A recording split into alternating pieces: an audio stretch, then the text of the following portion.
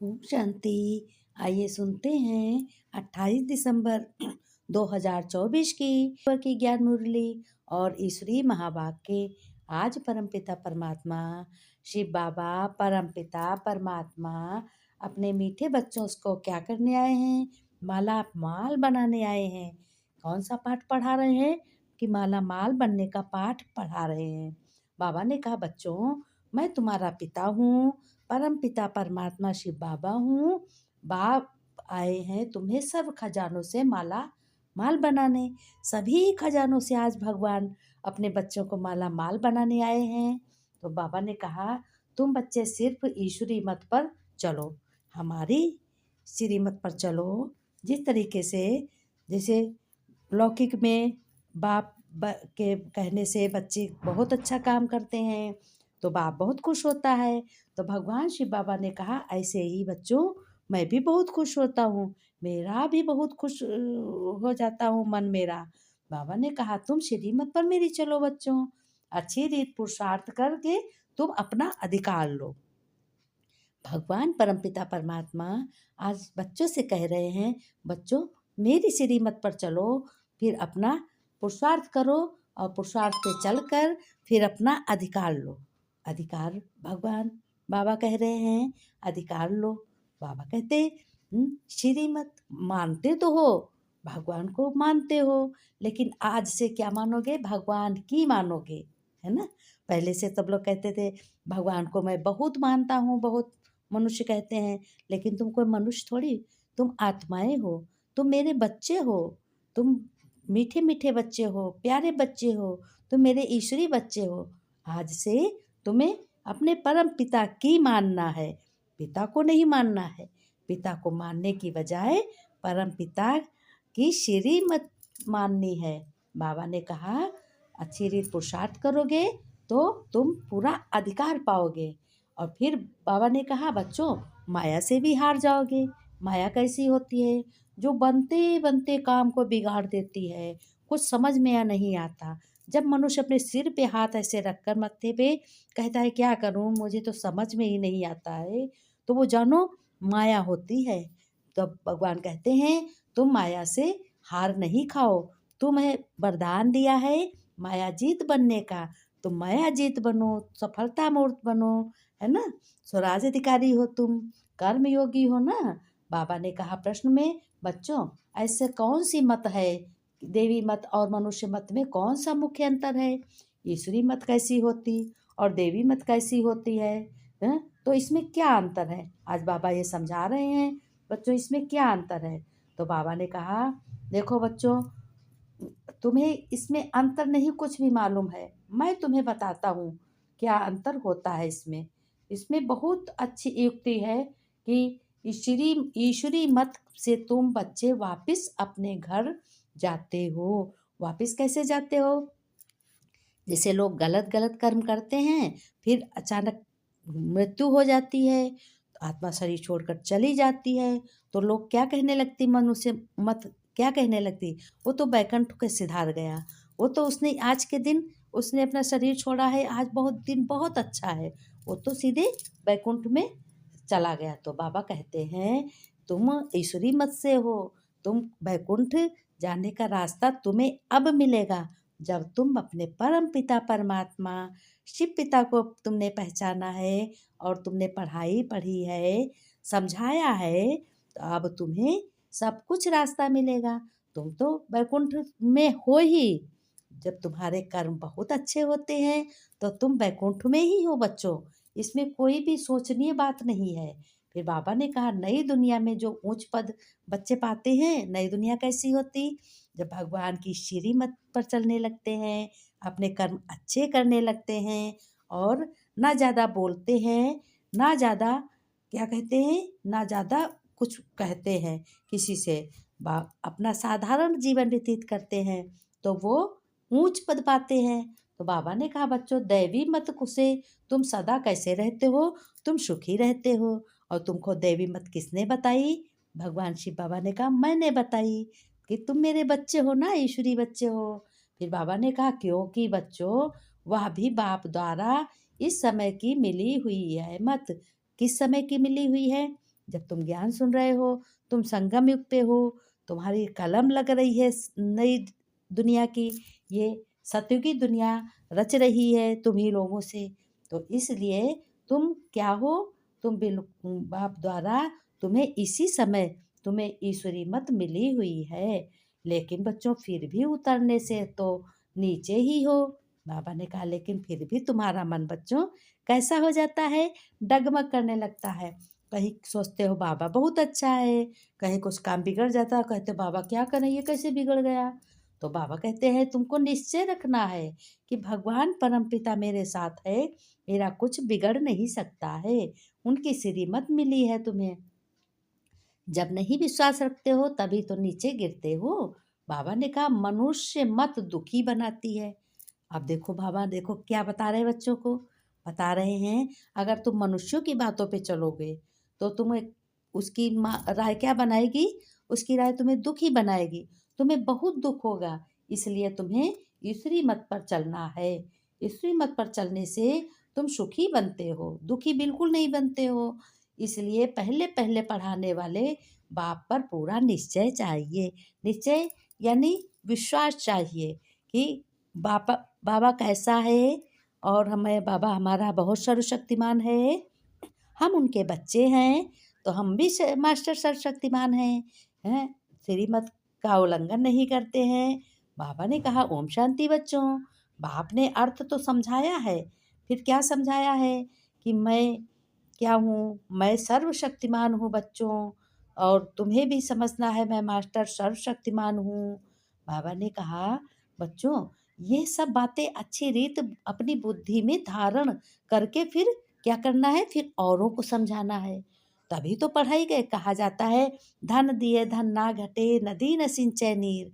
ये ज्ञान धन है बच्चों, ये अविनाशी धन है बच्चों, ये कभी नष्ट नहीं होता है, कभी तुम्हारा पास कम भी नहीं होगा, क्योंकि ये अविनाशी परमपिता परमात्मा निराकार ने दिया है।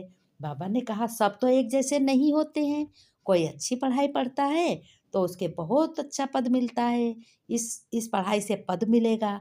और जैसे जो लौकिक की पढ़ाई पढ़ते हो उससे तुम्हें नंबर मिलते हैं, एक दर्जा से दूसरे दर्जे पास हो जाते हो, फर्स्ट डिवीज़न सेकेंड डिवीज़न इस तरीके से।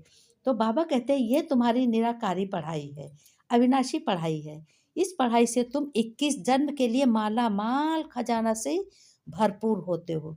फिर बाबा ने कहा जरूर भिन्न भिन्न रीत समझाते होंगे, बहुत मनुष्य तुमको ये भी बताते होंगे कि क्या है, क्या किसके चक्कर में पड़े हो। चक्र समझाना सबसे सहज है बच्चों। ड्रामा और झाड़ दोनों मुख्य चित्र हैं।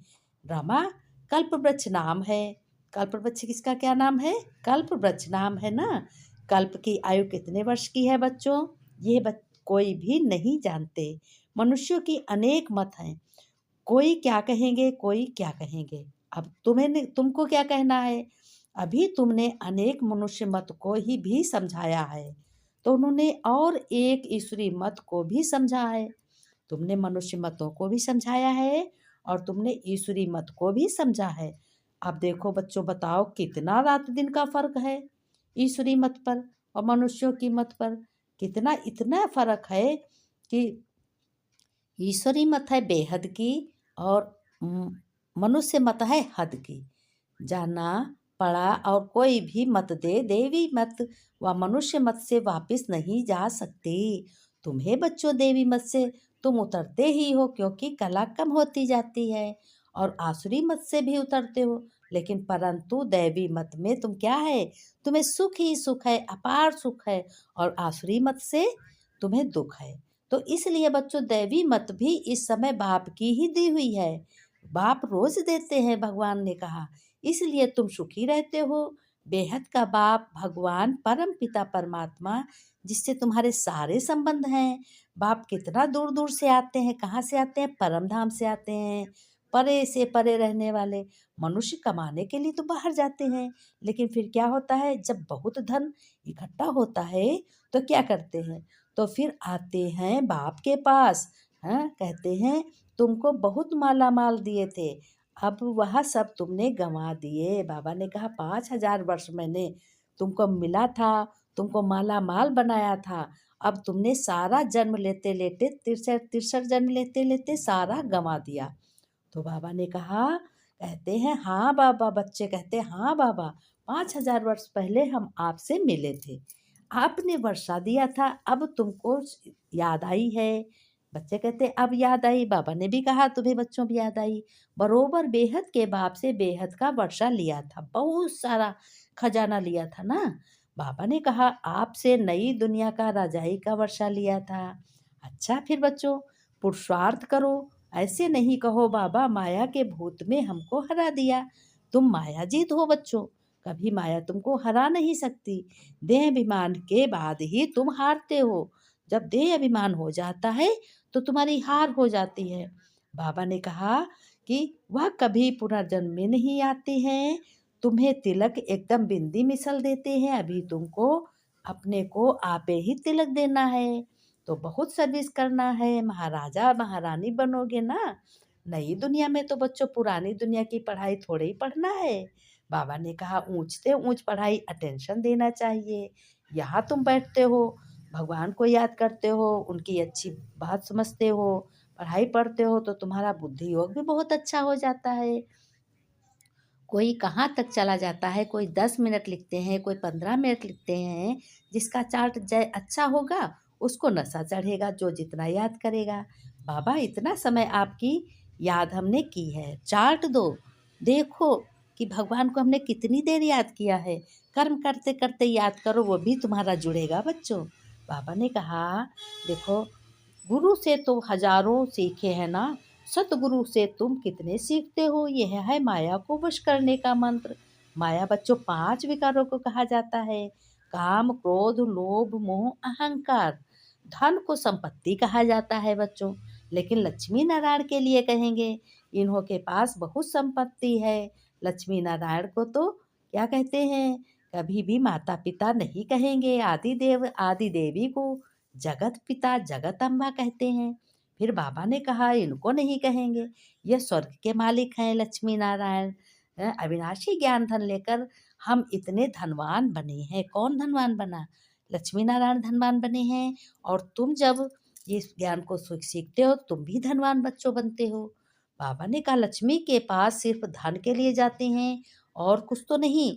जब धन की जरूरत होती है लक्ष्मी माता है, लक्ष्मी माता ऐसे करते हो, तो बड़ी कौन हुई ये किसको पता नहीं। अम्बा से क्या मिला, अम्बा से शक्तियाँ मिली।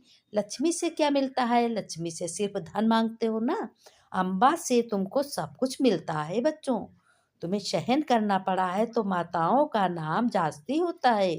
अच्छा फिर बाबा ने कहा कि बाप को याद करो तो पावन बन जाओगे, दुखी से सुखी बन जाओगे, पवित्र भी बन जाओगे। लेकिन बच्चों चक्रों को याद करो और देवी गुण भी धारण करो। बहुतों को आप समान बनाओ। गॉड फादर के तुम स्टूडेंट हो, ईश्वरी स्टूडेंट हो। कल्प पहले भी बने थे तुम, फिर अब भी वही एम ऑब्जेक्ट है। यह है सत्य नरसिंह नारायण बनने की कथा। बाबा ने कहा मीठे मीठे सिक्के दे बच्चों प्रति माता पिता बाप दादा का याद प्यार और नमस्ते, गुड मॉर्निंग। बच्चों ने नमस्ते की, हम रूहानी बच्चों की, रूहानी बाप दादा को याद प्यार नमस्ते, गुड मॉर्निंग बाबा, शुक्रिया ज्ञान सुनाने के लिए। धारणा में बाबा ने कहा बच्चों अपनी बीमारी सर्जन से कभी छिपानी नहीं है। अब देखो बाबा अपने को सर्जन बता रहा, भगवान सर्जन है ना। माया के भूतों से स्वयं को बचाना है और बचना है। अपने को परिस्थिति किसी भी राज तिलक देने के लिए सर्विस जरूर करनी है। बाबा ने कहा राज तिलक देने के लिए सर्विस जरूर करनी है। स्वयं को अविनाशी ज्ञान धन दे से धनवान तुम्हें बनाना है और बनना है। अब पाप आत्माओं से लेन देन बिल्कुल नहीं करनी है, पढ़ाई पर पूरा पूरा अटेंशन देना है। वरदान में बाबा ने कहा बच्चों इस कल्याणकारी युग में सर्व का कल्याण करने वाले प्रकृति जीत माया जीत हो तुम। बाबा ने कहा संगम युग को बच्चों कल्याणकारी युग कहा जाता है। इस युग में सदा ये सुमान याद रहे कि मैं कल्याणकारी आत्मा हूँ। कैसी आत्मा हूँ ये याद रखना बच्चों, कल्याणकारी आत्मा हूँ। फिर बाबा ने कहा मेरा कर्तव्य है पहले स्व का कल्याण करना। क्या बच्चों कर्तव्य है, पहले दूसरों अपना कल्याण करना, फिर सबका कल्याण करना। मनुष्य आत्माओं तो क्या कहते हैं, हम प्रकृति का भी कल्याण करने वाले हैं। लेकिन इसलिए प्रकृति जीत माया जीत भी बनना है तुम्हें, तभी कहलाए जाओगे। बाबा ने कहा जब आत्मा पुरुष प्रकृति जीत बन जाती है तो बच्चों प्रकृति भी सुखदायी बन जाती है। प्रकृति किसी को दुख नहीं पहुंचाएगी।